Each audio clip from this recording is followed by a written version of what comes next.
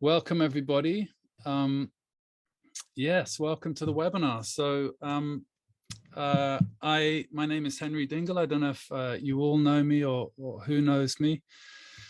I am a teen mentor and a parent coach.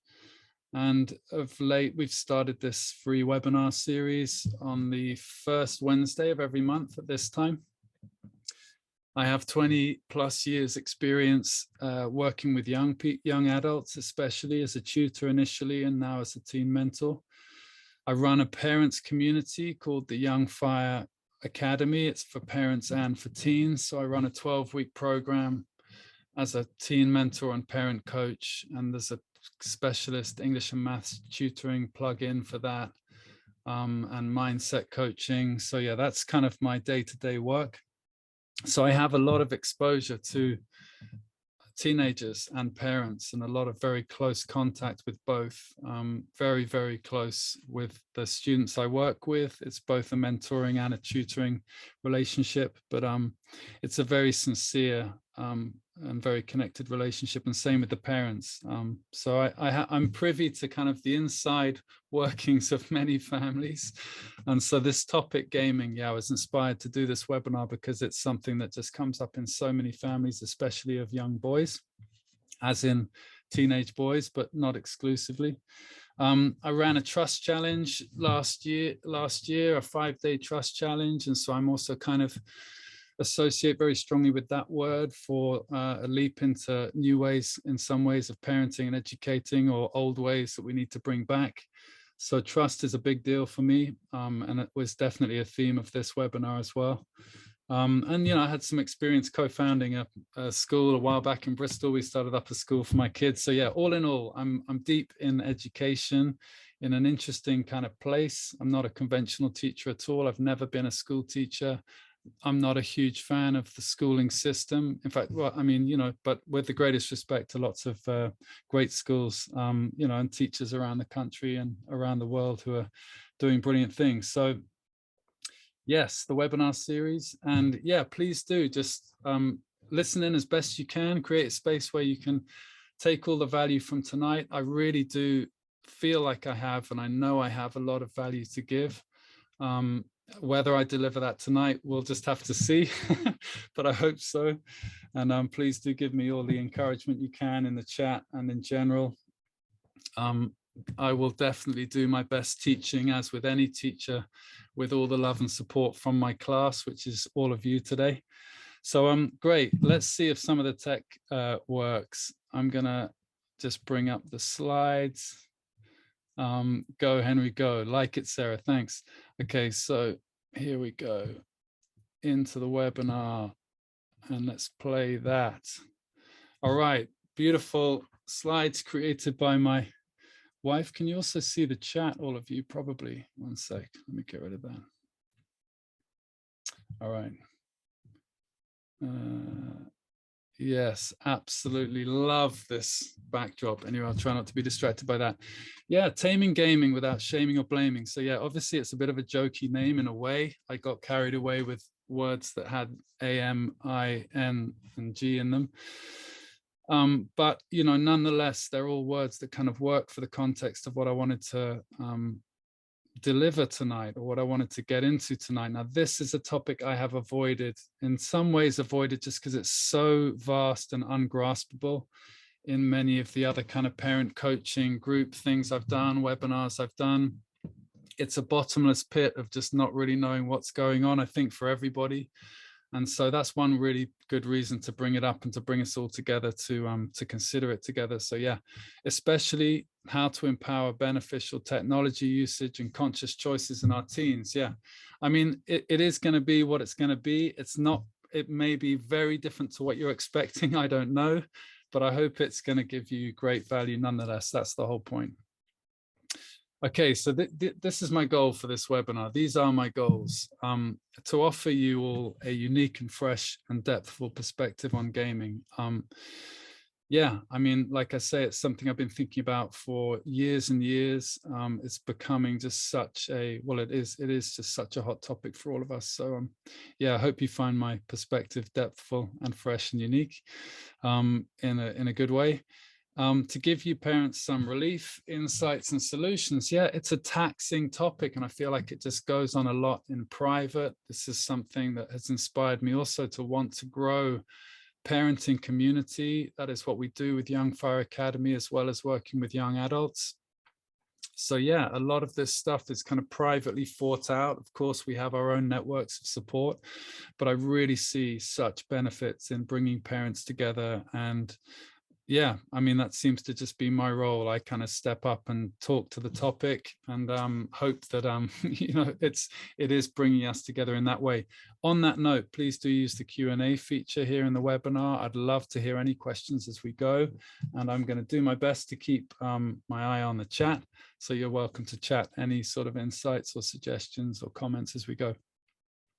Yeah, this is the biggest one in some ways, to help parents harmonize relationship with their teen and gaming. That's the biggest problem in some ways for me. It's just conflict, so much conflict in families over this topic and many other topics, but gaming just, yeah, there is a common theme with parents that I speak to who have teens who are gaming a lot, and it's very dispiriting, very hard to manage, and there can be a lot of conflict coming up around that. To bring us all together as parents to consider this wild topic, yeah, and to provide ongoing parenting support for anyone who needs it. So yeah, and it's an opportunity for you to get to know me a bit. There is an offer at the end of the webinar for us to continue on and for me to support you more in parenting, which yeah, obviously I highly recommend. It's been a really exciting year setting up the first few parenting group calls, and I'll go into that more as we go on. Let me just see if I can, yeah, okay, cool. Overview of the webinar. So who this is for, just going to go over just who this is for, who this is not for, the concerns and some of the benefits also of gaming, the challenges for parents, and the solutions as I would offer them, or as I would think of them. Parenting styles, old and new. This is an ongoing kind of obsession of mine. And another sweep round, just solutions to any of the challenges and concerns that we have. And then a bit of an introduction to the Young Fire Academy and the parenting community, and then Q&A if we have time for it. I hope we're going to have time for that. Yes, quick polls. Okay, right. Now I've got to exit the screen share option, and I'm going to just quickly fire up a few polls. So get ready. This should be fun. I hope it's going to work. First of all, it's just about gender. Can you see that? You're going to need to vote quick. Just the gender. The child I'm most concerned about when it comes to gaming is. Want to hear all your votes, male or female, or other. Forgive me if that's not completely the right way of putting it, but I just kept that simple. That's what I thought. All right. Can you all see the results? Maybe not. No. All right. How do I share the results? I'm just going to end the poll. I'll end it now. So yeah, 93%. Can you see it now? Share results. There we go. All right. Yeah, 93% male. So, you know, that's my take as well. Take from that what you will, but that's interesting. Yeah, that is kind of what I generally have suspected, and that's my experience too. Okay, second poll. Here we go. Stop sharing that. Age, launch. Let's do this. Age of your child. And yeah, just pick one. Pick one child. Yes. Okay. Same thing. I'm just enjoying the poll, but not sharing it with any of you. Share the results. There we go. So yeah, of course, it's a teenage kind of thing, but and it's a teenage webinar, but still that is interesting. 38% under 12, 52% in the middle there, 12 to 16, and tapering off 16, 20. Again, that is my prediction for most people, that's when they'd be gaming, and that's when they would not be gaming. So that's kind of heartening for parents, just to see that it does fall away as well. I think it just does fall away. My child games on average hours per week. Hit me. What is 0 to 5, 5 to 10, 10 to 20? Wow. Okay, cool. Brilliant. I have taught students who've done 40 plus hours of gaming a week. So that's why that's in there. Great. I can see a few other people like that. Otherwise, a normal distribution curve generally with 10 to 20, 20 to 30 kind of in the middle there, most in that kind of bracket. Yeah. Oh, sorry. I will eventually get the hang of this. There you can see all the results. Very interesting. Let's go into, so that's the hours. This is two more of these. Okay, the reason my child games for this main reason, I think. Now, I hope these all make sense, but yeah, socializing, loving a particular game. Autonomy means this kind of like escapism, having their own kingdom, their own world, getting away from the adult population. Probably that's going to be booming now. But it means this kind of being in their own space and boredom. Yeah, just not knowing what else to do. Loving the game. Okay, right, cool. That's interesting. Yeah, socializing. Oh gosh, sorry, I've done it again. Here we go. Sharing the results. So yeah, socializing, love of the game. Autonomy is probably not the right word, but yeah, and boredom. Yeah, I think a lot of people are gaming also not knowing what else to do in some ways, but that's interesting. Okay, last one. This is engagement. All right, this is just an interesting, quirky one maybe. Parent level of engagement, like how much do you know about their gaming basically? So I leave them well alone, don't know what they're doing. I know and understand what they play, or I have played occasionally with them. Wow, I'm really encouraged to see that. Again, I'm not sharing the results with you yet. I'll just keep the poll going. I actually can't share the results until you've done the poll. So wow, that is, I'm going to just end it there. That's awesome. Look at this. It's a completely even split. Yeah, loads of you gaming occasionally with them. I highly recommend that just for many reasons, but I'll go into them later. Okay, great. Was that it? I think that was all five. Okay, that was all five for now. Brilliant. Great. Thanks, everyone. That was fun and that was insightful as well, and kind of in line with what I expected. Let's play this again now. Quick polls. All right. So yeah, who this is for? Progressive parents. I mean, you know, maybe we don't even know what that means, but you know, I feel like things really need to shift in parenting to respond to these times, and in general. Parents who are open but still struggling to trust, perhaps doubting, exhausted parents. I mean, that reads really funnily now, but genuinely, this is like, it's tiring, you know, very tiring if we're doing a lot of like policing, controlling, or if we're not, we don't know what we're doing with this gaming topic, and the boundaries are forever being challenged, etc. We'll get into this later on.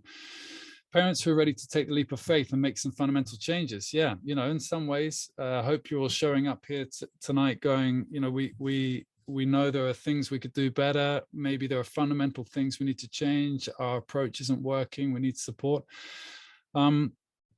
Parents who understand the power of the parenting role. I mean, that sounds kind of a bit ridiculous, but you know, it's a very, very powerful role. And so the way we're showing up always is having a huge effect. And parents who are prepared to take responsibility for our part in this. Yeah, so yeah, that will be obvious what that means kind of later on. But yeah, for the old ways, in some ways playing out some of the old ways, also for reinforcing those, just for the ways we've raised our children to date, and the schools we've put them in, and the systems we've involved them in, and all of that. Parents whose teens are, this is a bit related to my work in some ways. So it's you know, if gaming is also related to them showing little motivational drive in or out of school, not fulfilling their potential, these can be some of the concerns as well. Not taking responsibility for their schoolwork or their self-development generally, in school, out of school, just not up to much. Pushing back against our nagging, micromanaging, and coercion, or the schools. Conflict, teens who are pushing back at us, having a go at arguments, resentment, pushback to our ways of trying to guide and support them. And parents whose teens are distant or avoidant in relationships. So, you know, especially with gaming, this is really something that I think is kind of the biggest piece in the puzzle, is not to have our relationship so strained and conflicted over this topic. what I'm focused on in relation to gaming. All right, yeah, these are the things that get me going. Parent and teen harmony.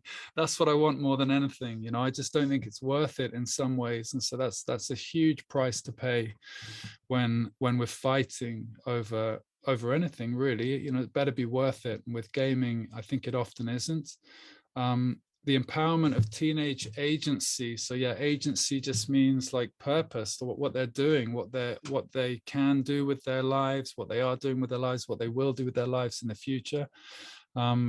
Bringing benefit to the world generally, discovering their strengths, gifts, and talents, finding meaningful life work that reflects that. The developmental impact of gaming. Yeah, I mean, mostly for me, it's to do with all that time spent gaming rather than doing something that's really moving them on in life. So, you know, I worry a little bit from that perspective, that heavy gamers don't explore other things that could then give them meaningful life work for the rest of their lives. They kind of haven't developed other things, and then unless they go off into tech or into gaming itself or streaming or something, then there's a lot of time sacrificed to that altar. So yeah, developmental impact, that's kind of how I see that. Teen fulfillment, confidence, and self-direction. So yeah, you know, I want them to be loving life like right now, and sometimes you can see with gaming that it's not offering the fulfillment or the freedom maybe that they think it is. It's not building their confidence in a real world kind of way, and getting in the way of them being able to self-direct all activities, other activities, broader activities. The threat of out of control tech. Yeah, I mean, there is a sense of just, and this isn't so much gaming, but just the power of tech in a way, just to share all of our collective fear, or some of our collective fears, for like, wow, where's this all leading? Like, is it kind of taking our children, taking them over in some way? And definitely with social media, you can see that, you know, it's AI. It's like it's programmed to have us, to take our attention, to take our children's attention, to take their time. So that's kind of what that is referring to.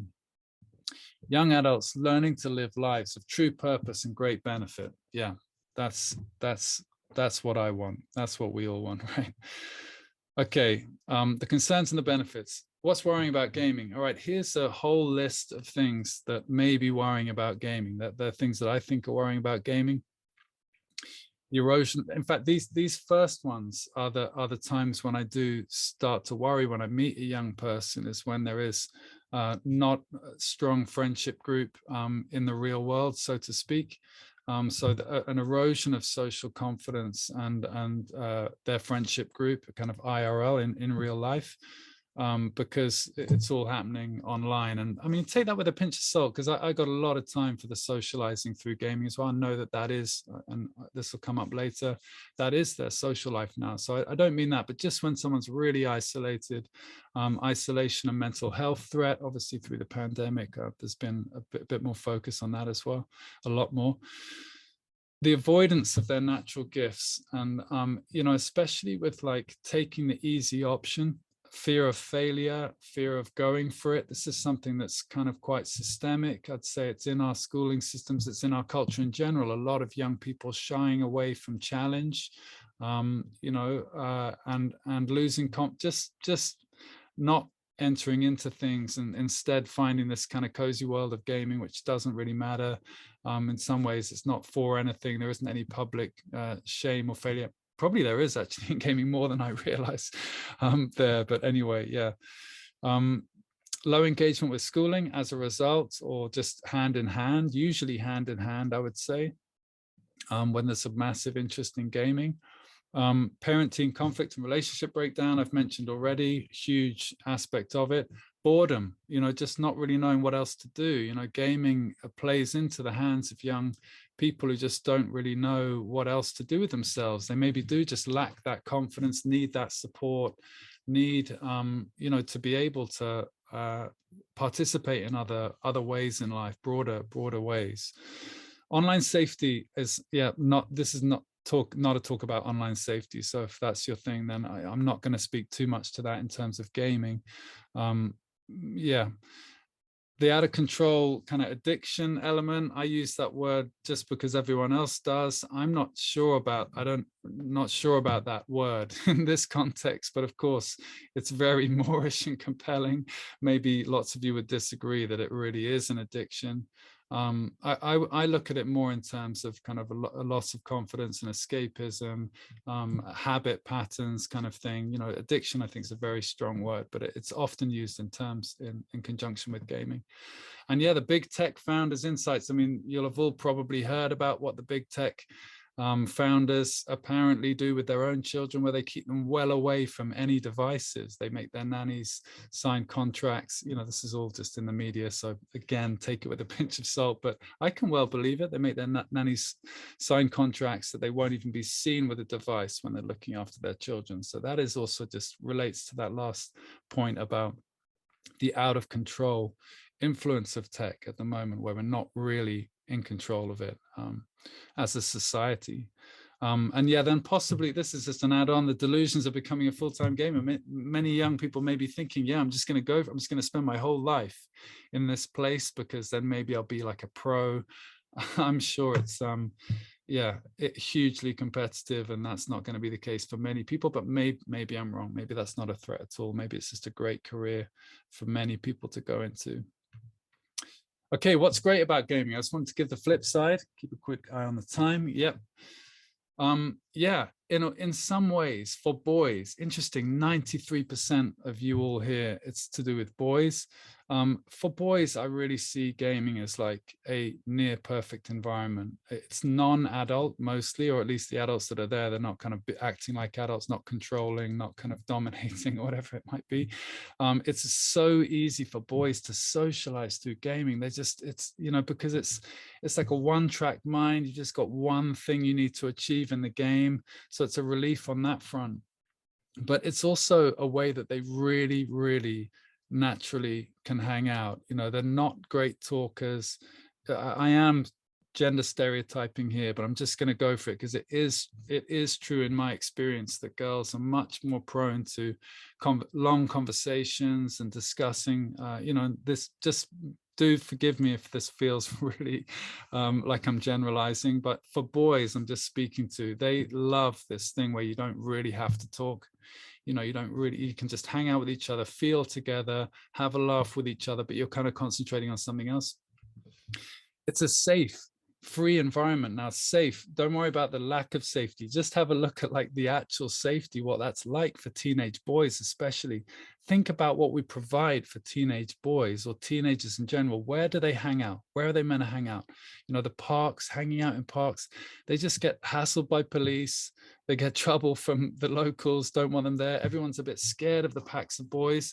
You know, even school isn't, in fact, maybe especially school isn't such a safe and free environment for gamers. So gamers really can find like quite a sanctuary in their online community, in their gaming community, and they get to hang out without anyone except for maybe us as their parents. If we're hating the fact that they're gaming or trying to get them off the game, you know, no one kind of hassles them in that space. They can just have that downtime, be together. So, you know, it's a powerful community space for them, is what I'm saying. Yeah. It might be a better education in some cases than education. Yeah, I mean, I've written the letter L there because was a particular student I was teaching, and he really showed me how he was developing himself in the gaming world. You know, he was running a clan of 30, 40 other gamers. He was the one that was gaming 40 plus hours a week when I first met him. He's now 6 years later doing computer sciences at Seattle University. So, you know, interesting. All of that time was just like a nightmare for his mum. But, you know, now he's going into that kind of realm. So, but yeah, he was age 15, like the CEO of this gaming group, you know, a very competitive team. And he was having to make serious decisions about, you know, who someone would say something racist maybe in the group. He'd go, right, I've got to kick them out. If I kick them out, 5 other top gamers are going to leave the group. you know, so he was managing kind of like the culture of the group, and it was a full-time job for him. So some gamers, it is way more than just showing up and shooting things or whatever, or just playing a game. It's really, there's a lot more going on. So, and who knows, this thing about education, who knows what is needed for the in the future, for the future employment, the future job market. Who knows which is, but I'm just threw this in as a flippant comment, and probably some of you think I'm mad, but some of you might kind of think like, interesting, yeah, is it better than the actual education we're giving them? Are they self-educating for the future better than our schools currently are? Yeah. Yeah, and it perfectly teaches, this is going to really irritate some of you as well, it perfectly teaches self-regulation and conscious choice.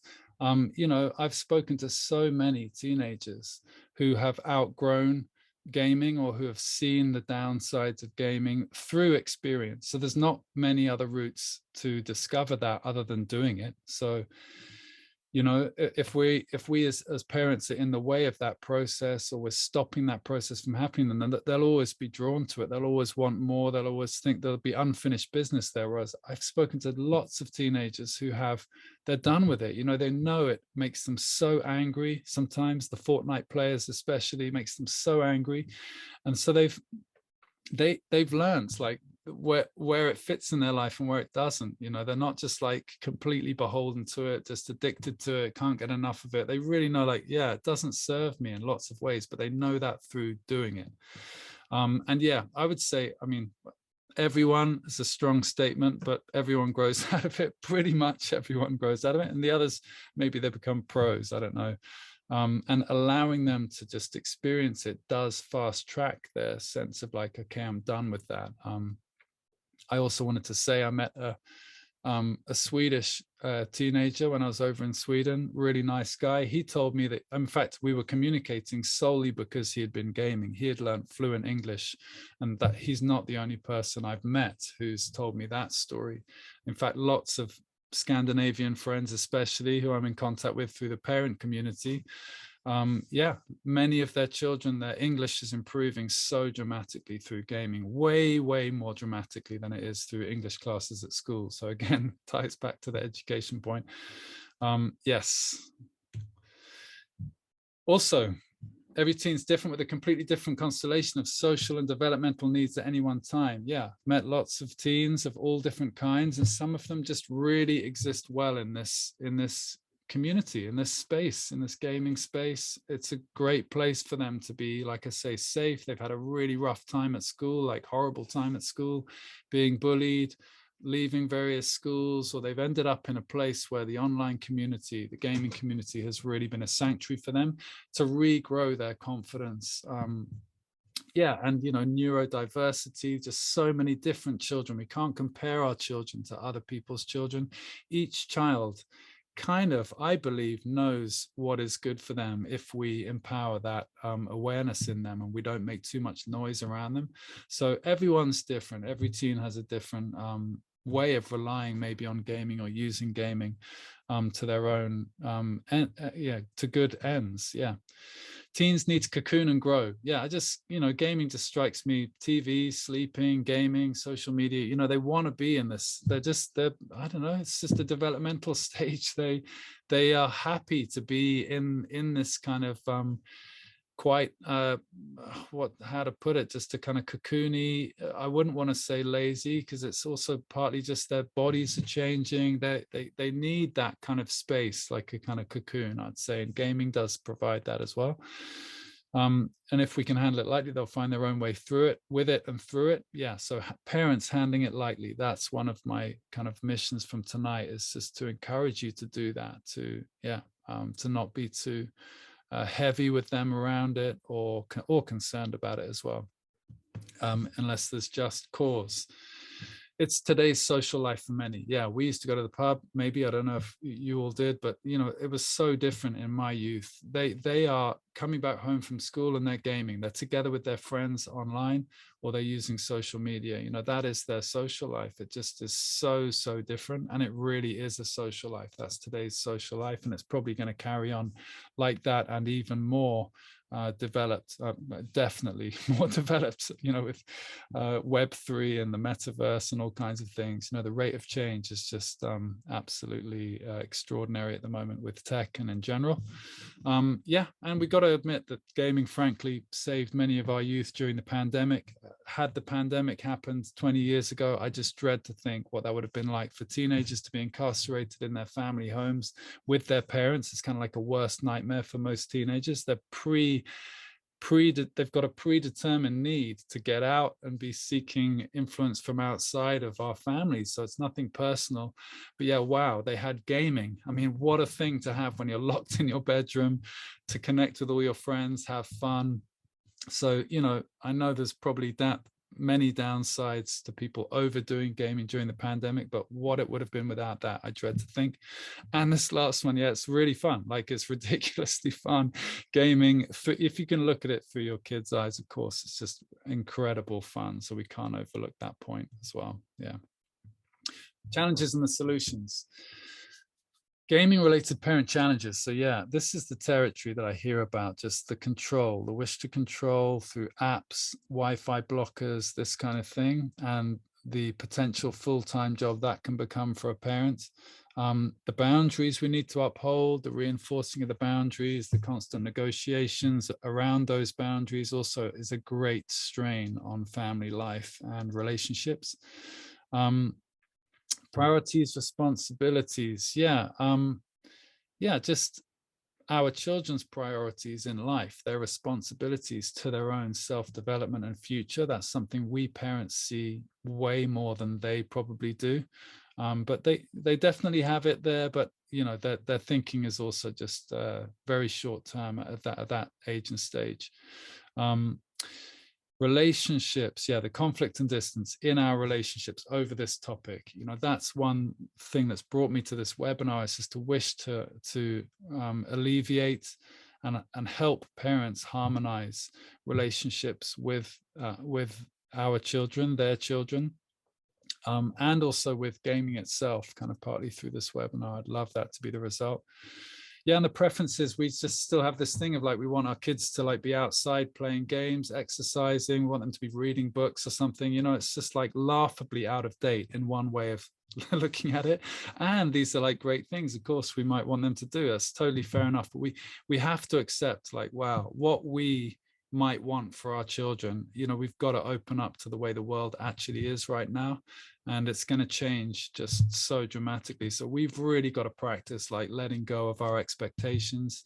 If we did want them to be, out walking the dog every day, playing lots of nice sport in the outside air, and reading books when they're actually just kind of suffocating in their room from just the gaming zone for days and days on end. So we've just got to, I'm making a joke of it, but we need to really go easy on our own expectations if they're not marrying up with the reality, and make sure we can love and support our children without too much judgment, criticism, and blame around that.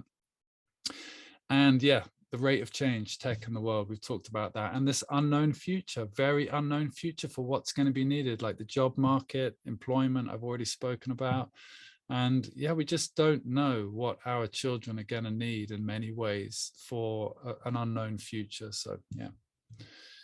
Solutions, yay. All right, okay, so these are these are my obsessions from 20 years of working with young people. It's really gathered momentum in the last few years.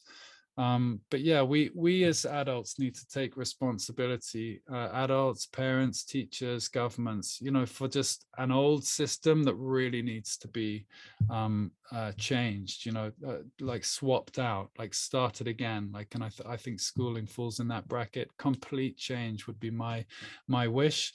Not happening at the moment. So, we have to take responsibility for how we've basically disempowered our children. And this is not to be, I came onto this slide saying, yay, and now it sounds really like I'm laying something really heavy on us all, but that is an important step to just go, they are maybe gaming because of being educated in a certain way, being raised in a certain way, and not just by us, but in our contemporary culture. It's parenting, schooling, and culture in general. lots of change needed, if you ask me. So there's that, just to take responsibility for how we've set them up. So again, we can't really criticize, blame, and judge them for how they're behaving now, because we're a big part of that. Learning to trust and empower self-leadership in our children. So yeah, trust is huge for me, just because I feel like we either have it or we don't. We either like deeply trust that our children know what they're about, and that it's all within them to self-lead perfectly, and that if anything, we just don't know how to do a better job our side, if we could. So yeah, just trust is a big leap to make. And so that's also something that I kind of offer through the parent community, and something I'll talk about towards the end of the webinar. Releasing control and micromanagement. Yeah, these are the kind of old parenting ways, again, which I'll get into, but controlling, such a temptation for all of us. Micromanagement, the nagging, all of it.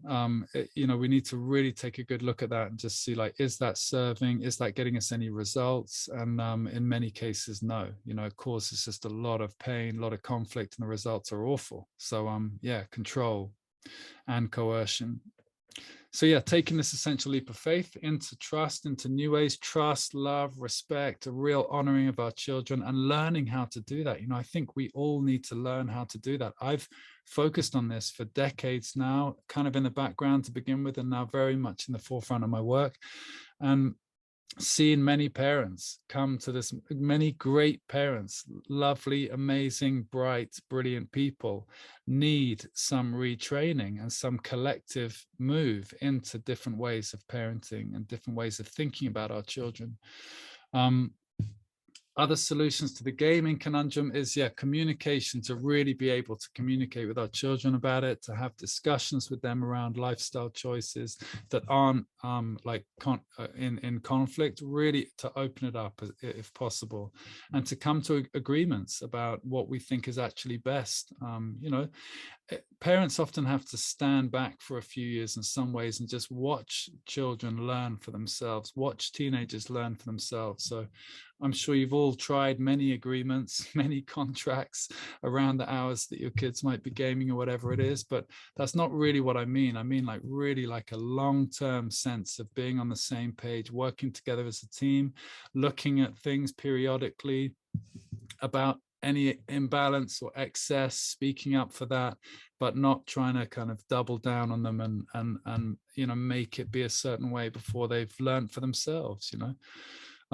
So yeah, an education, information around balance, like health, self-discipline, and discernment, just keeping the education flowing in our families around, like, really what the downsides are of too much of anything, gaming included, and just keeping that, as we would with any of these difficult topics when they come to teenage years, drugs, sex, gaming. It needs to also be something that we talk about. We don't just kind of leave it alone and just have totally different opinions, and so we can never talk about it in a sensible, harmonious, and kind of together sort of way. Yes, parenting styles, outgoing parenting and education styles. Let's chuck all this lot out.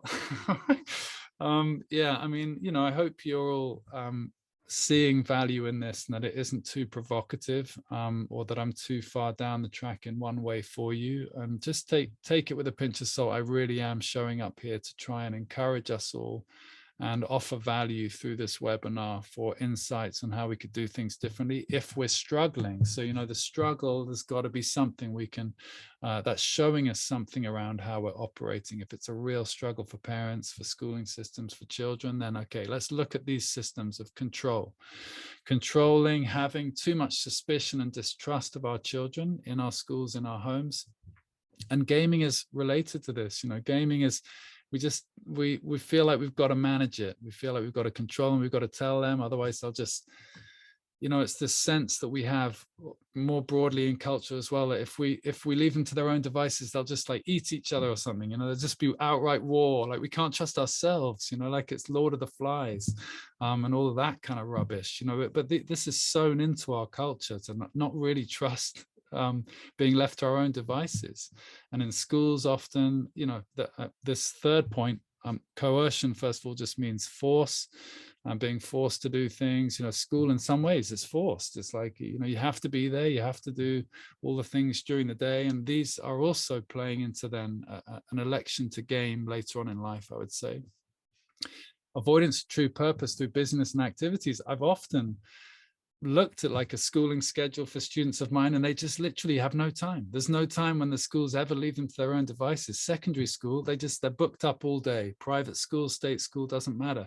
They're literally booked up all day. There's no time. I mean, there's little break times, heavily controlled break times, but they don't want to leave young people to their own device because we fear that something's going to happen. So we have to get beyond that. We have to grow more trust than that. We have to trust more that and more than that. And for them to feel that they are trusted, that they can have time to themselves and they can hang out, and nothing, they're not going to burn the place down, unless we treat them with these things: control, coercion. That's what gets places burnt down, metaphorically speaking, hopefully. Top down management, yeah, if we're running our families like that as well, just by the time they're teenage, that's going to be very difficult for everybody and produce very difficult results. Yeah. Punishment and reward systems. Now, this is something that really is deep in our education system and in our ways of operating, where there's punishments and rewards.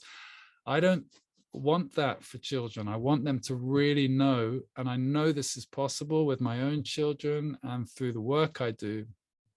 I want them to feel the genuine benefits of making certain choices, the genuine benefits of engaging in work, the genuine benefits of not gaming so much. I want them to know like why they would be doing anything without it having to be rewarded or punished.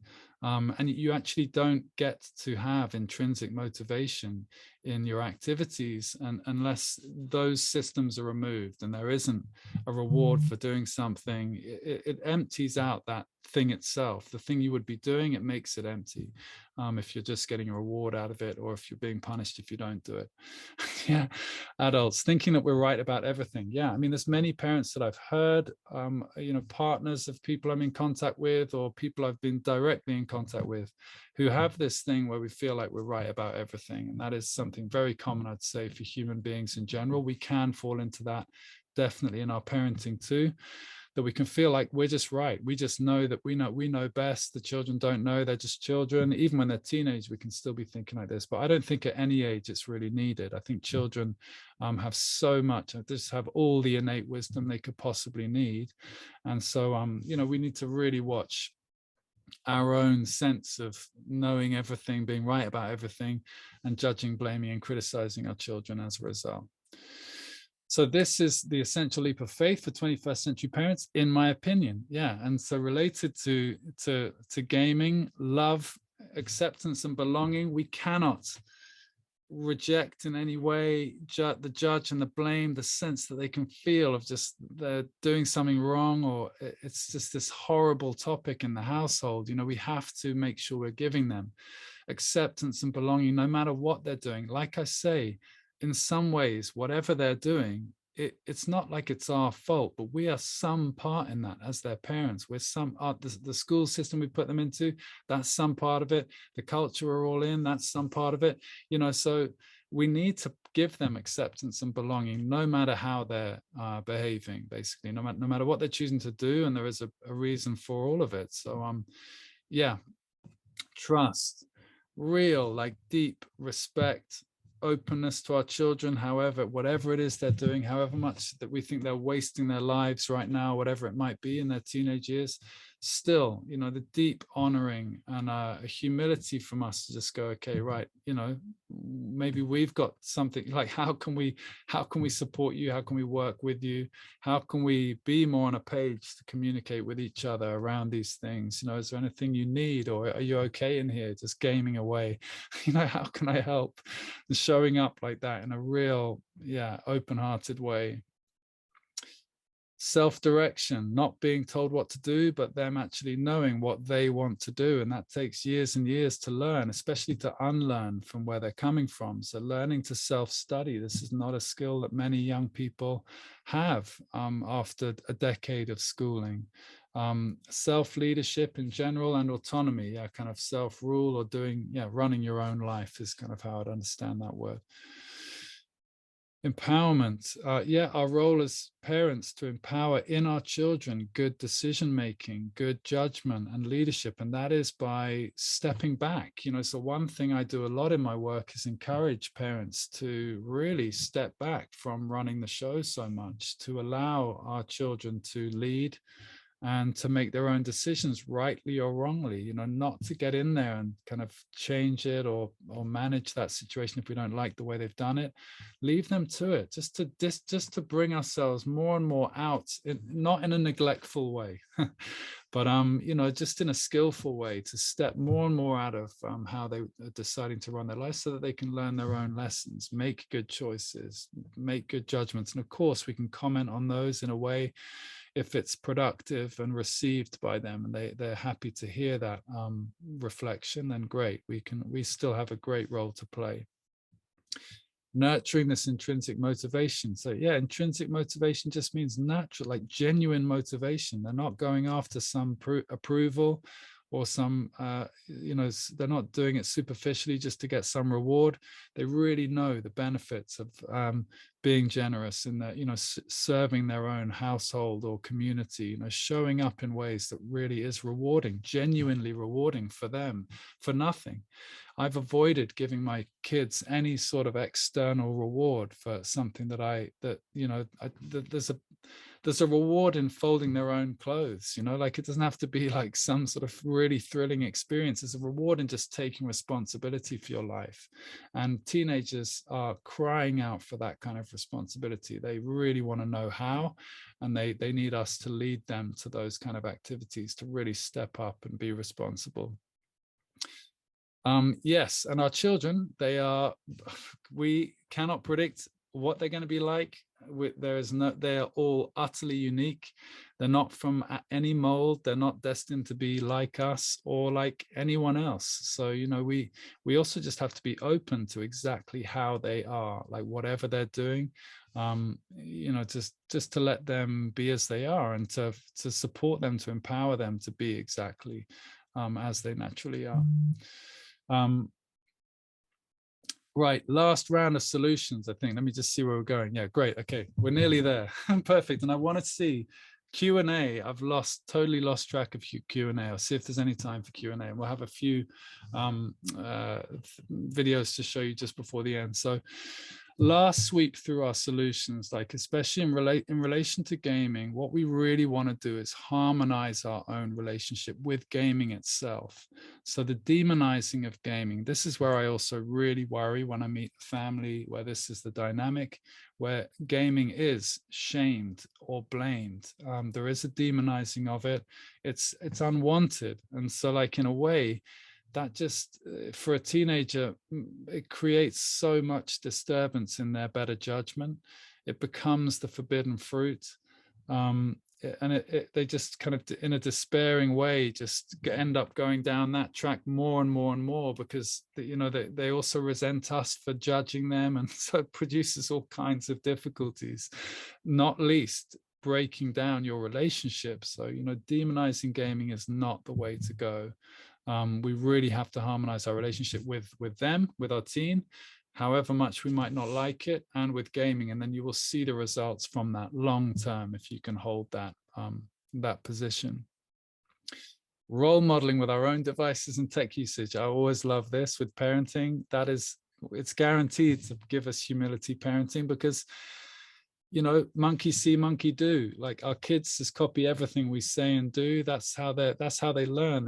They learn everything. And so if they see us constantly on our phones and we're not role modeling good practices with our TV watching, device usage over lunches or dinners or whatever, then they're gonna, we don't have a leg to stand on to try and get them off their phone, with especially social media or something. So we also have to role model. Handing over responsibility to our teens for their life decisions. So gaming falls in that bracket. As still, I came into this webinar thinking, like, is gaming slightly different? Do we have to control gaming more? And I went to my own kind of parenting education guru, who's a guy called Peter Gray, and I just searched up. I mean, I don't know him, but he's a famous author and incredible support for me. And yeah, he would not flinch over gaming. He is not flinching in terms of trusting young people to know what's good for them. So we have to hand over responsibility in that way to empower their conscious choices. Yeah, and talk about it. Let's talk about it with them. Make sure they understand kind of, what our perspective is. Yeah, we can speak up for things that we think are going to be serving them better, but then leave them to it. They can decide for them, and they are still listening, even if they're not listening, or if we can deliver it in the right way, so long as we're not wasting our breath, they still want to know what we think. They're still taking all of that in, whether they acknowledge that in any way at all or not. Yeah, agreement, cooperative boundary setting. This is the kind of way that I would go around gaming boundaries if I were you, is to ask them, what do they see? Like I've often done this, in fact, with parents and their teens that I've worked with, figured out, like, let's ask him, what does he think? Happens to be a boy I'm thinking of. Yeah, and what does he think's the right time to stop doing that? And then once you've got their buy-in, then okay, you might have to renegotiate it another time, but you're not imposing boundaries that they're going to then just relentlessly break. You're talking with them about what they think is best on a school night. What do they think is best for their life in general, for a weekend, whatever it might be, talking about it cooperatively, setting the rules, and definitely asking them what rules would they set for themselves. Radical, but very, very powerful. And you'd be amazed the level of responsibility that many, many young people have. All of them, I'd say, depending on their previous experience in life. Yeah, and we're providing other options. Like as parents, I think we do have to be quite skillful. Personally, we hope to move to Wales and be surfing and like having access to the beaches. And, just in anticipation of these teenage years, we want to kind of make sure there are other really genuinely fun things to do that are very nourishing, great for you, whatever that might be.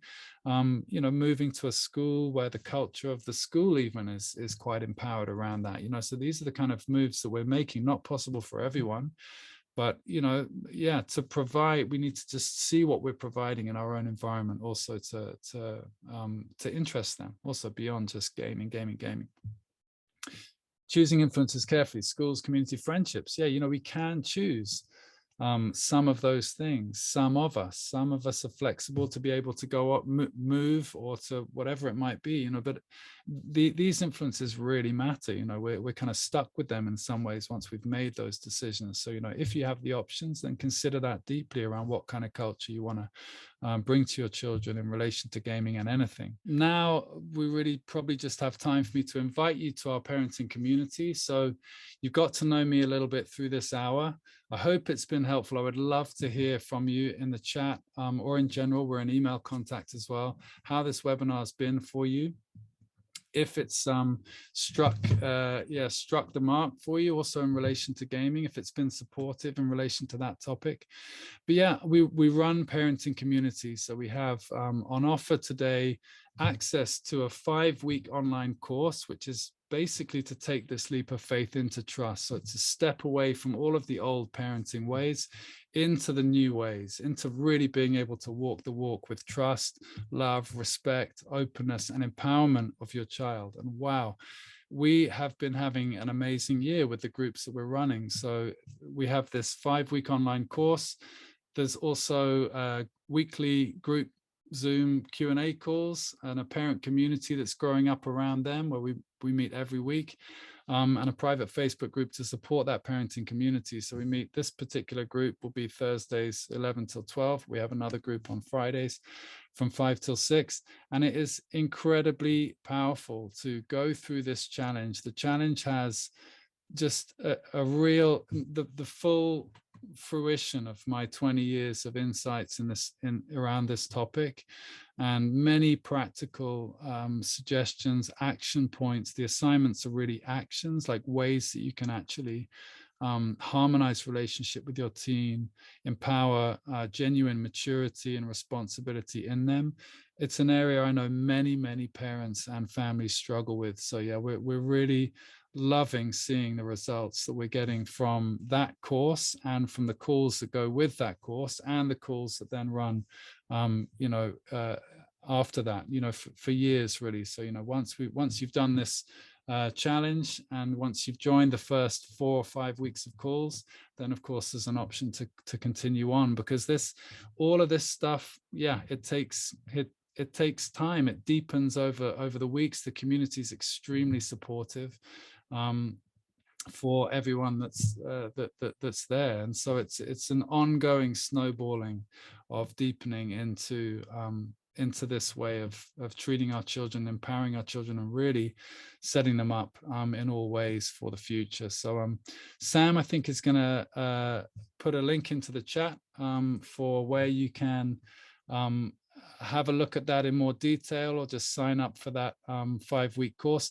We are shutting the cart, I think, on Sunday, and the group will start next week. So we'll start with our first call next Thursday, and you'll have access to the online content from the minute you sign up. So yeah, we'll shut the cart on Sunday.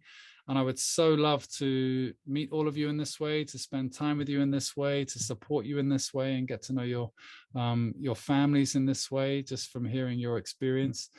Very much love to you all. I hope it's been useful. Please do comment in the chat. Hope it's been useful. You're welcome to be in touch with me in any way. We're in email contact. So if also you're interested in anything I could help you with your teenager, specifically with the 12-week program, helping them with maths and English, helping you also as a parent coach as we go, then great, you can do that via email. Otherwise, click on the link. Sam will post it. Thank you, Sarah.